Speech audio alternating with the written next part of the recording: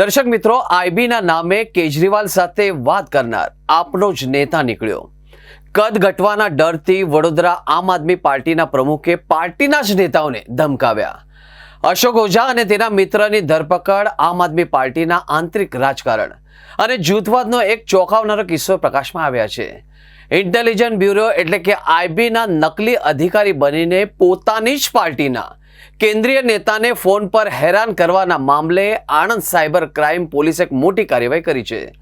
પોલીસે વડોદરા શહેર આમ આદમી પાર્ટીના પ્રમુખ અશોક ઓઝા અને તેના આણના મિત્ર નીતિન ડોબરિયાની ધરપકડ કરી કાયદેસરની કાર્યવાહી હાથ ધરી છે.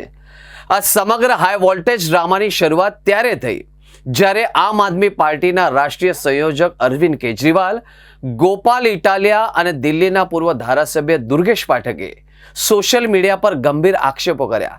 તેમણે દાવો કર્યો કે આઈબીના અધિકારીઓ ગુજરાતમાં તેમના નેતાઓને ટાર્ગેટ કરી રહ્યા છે અને ધમકાવી રહ્યા છે.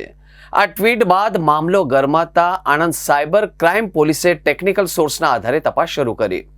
જ્યારે પોલીસે કોલ્સ અને લોકેશન ટ્રેસ કર્યા ત્યારે સત્ય કંઈક અલગ જ નીકળ્યું હતું. આમ આદમી પાર્ટીના જ વડોદરા શહેર પ્રમુખ અશોક ઓઝાના કહેવાથી તેનો મિત્ર નીતિન ડોબરિયા કેન્દ્રીય નેતા દુર્ગેશ પાઠકને ફોન કરતો હતો. નીતિન પોતાને આઈબીનો અધિકારી ઓળખાવી દુર્ગેશ પાઠકને સતત હેરાન પરેશાન કરી રહ્યો હતો. પોલીસના જણાવ્યા અનુસાર દિલ્હીથી આપના પૂર્વ ધારાસભ્ય દુર્ગેશ પાઠકને વડોદરા ખાતે જવાબદારી સોંપવામાં આવી હતી. દુર્ગેશ પાઠકના વડોદરા આગમનથી સ્થાનિક પ્રમુખ અશોક ઓઝા નારાજ થયા હતા. તેમને ભય હતો કે કેન્દ્રીય નેતાના આવવાથી પાર્ટીમાં તેનું કદ નાનું થઈ જશે અને તેનું વર્ચસ્વ ઘટશે.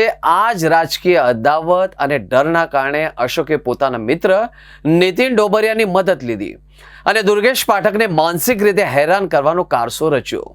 પોતાની જ પાર્ટીના નેતાને ફસાવવા અને ડરાવવા માટે સરકારી એજન્સી એટલે કે આઈબીના નામે ખેલ ખેલાવો આ નેતાઓને ભારે પડ્યો છે.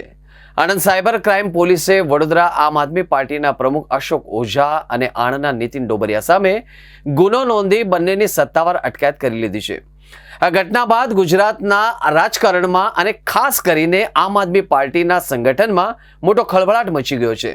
આણંદ સાયબર ક્રાઇમ પોલીસે બંને આરોપી વિરુદ્ધ ભારતીય ન્યાય સંહિતા એટલે કે BNS 2023ની કલમ 61(2), 204, 351(1) તથા ઇન્ફોર્મેશન ટેકનોલોજી એક્ટ એટલે કે IT એક્ટ હેઠળ 2000ની કલમ 66D મુજબનો ગુનો નોંધી તપાસ હાથ ધરી છે.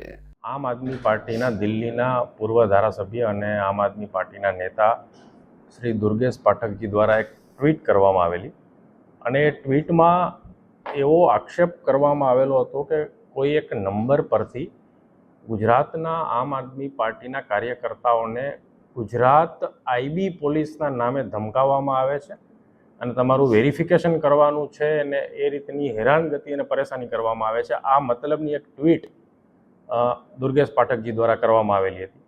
આ જ ટ્વીટને બાદમાં શ્રી અરવિંદ કેજરીવાલ દ્વારા પણ રીટ્વીટ કરવામાં આવેલી હતી અને ફરી વખત ગુજરાત પોલીસ અને ખાસ કરીને આઈબીની છબી ખરડાય તે રીતના એમાં કમેન્ટ્સ કરવામાં આવેલા હતા કે પોલીસ દ્વારા પરેશાની કરવામાં આવે છે, શું ખરેખર આઈબીનો નંબર છે, શું આવી રીતે વેરિફિકેશન કરવાનો કોઈ કાયદો છે વગેરે જેવા સવાલો અને માહિતી સાથે રીટ્વીટ કરવામાં આવેલી હતી. પોલીસ ઉપર આટલા ગંભીર આક્ષેપો હોવાથી વડી કચેરી દ્વારા પણ આનું સંજ્ઞાન લેવામાં આવેલું હતું અને પોલીસ વિભાગ દ્વારા આની તપાસ કરવાની શરૂઆત કરવામાં આવેલી હતી.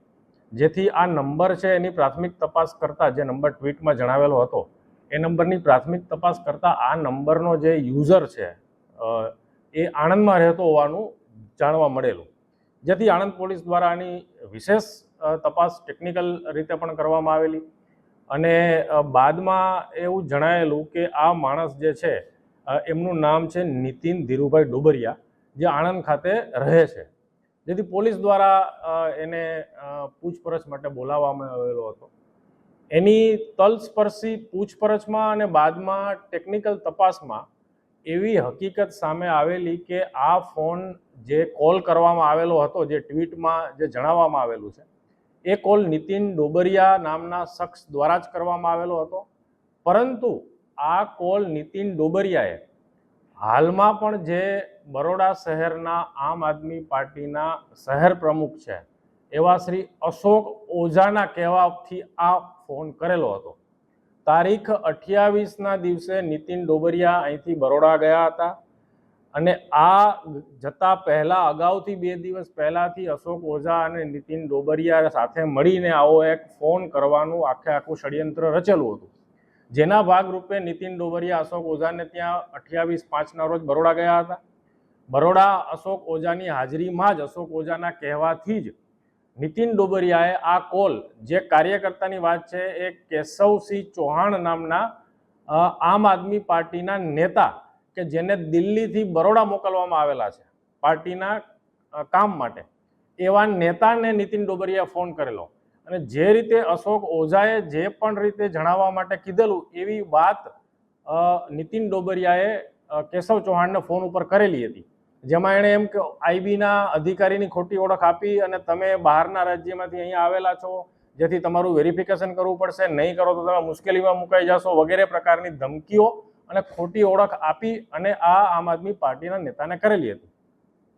આ આખી હકીકત સામે આવતા પોલીસ દ્વારા અશોક ઓઝાને પણ બોલાવવામાં આવેલા બરોડાથી અને અહીંયા આવીને એમની પૂછપરછ કરતા એમણે પણ આ હકીકત કબૂલી છે કે એમણે જ પોતાના જ પાર્ટીના કાર્યકર્તા કેશવ ચૌહાણ કે જે દિલ્હીથી અહીંયા મોકલવામાં આવેલા છે તેને પરેશાન કરવા માટે આવી રીતની આખી એક ષડયંત્ર રચી અને આવો ફોન છે નીતિન ડોબરિયાના માધ્યમથી કરાવવામાં આવેલો હતો.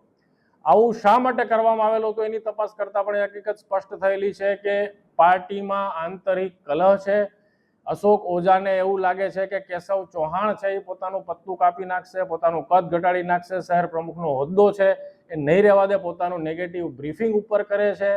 આવા બધા શંકા કુશંકા અને એના કારણે એમણે કેશવ ચૌહાણને પરત દિલ્હી મોકલવા માટે એનો રસ્તો સાફ થઈ શકે એ માટે આ આખો ફોન કોલ કરાવેલી અને ધમકાવવાનું પ્રવૃત્તિ કરેલી હતી.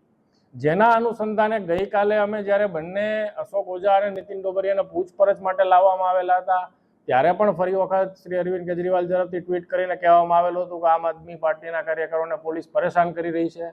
હકીકતમાં પોલીસ દ્વારા કોઈ કનડગત કોઈને ક્યારેય થયેલ નથી, કોઈ ફોન આવો થયેલ નથી. એમની જ પાર્ટીના કાર્યકરોતાની અંદરની જે આ માથાકૂટ છે એના કારણે આ આખો બનાવ છે, આખો જે ગુનો છે એ બનેલો છે. પોલીસ તરીકેની ખોટી ઓળખ આપવામાં આવેલી છે, ધમકી આપવામાં આવેલી છે, જેના પરિણામે પોલીસ દ્વારા અને પોલીસ ઉપર ખોટા આક્ષેપો થયેલા છે. તમામ બાબતને ધ્યાનમાં રાખતા આણંદ પોલીસ તરફથી આ માટેનો એક ગુનો દાખલ કરવામાં આવેલો છે સાયબર ક્રાઇમ પોલીસ સ્ટેશન ખાતે. ધમકી આપવાનો, પોલીસની ખોટી ઓળખ આપવાનો વગેરે.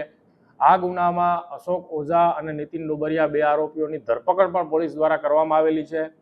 સાહેબ તરીકે શ્રી કેશવ ચૌહાણને જોડવામાં આવેલા છે. એમણે પણ આ વાતનો સ્વીકાર કરેલો છે કે એમના આવો ફોન આવેલો હતો આ નંબર ઉપરથી અને આ પ્રકારની વાત કરવામાં આવેલી હતી.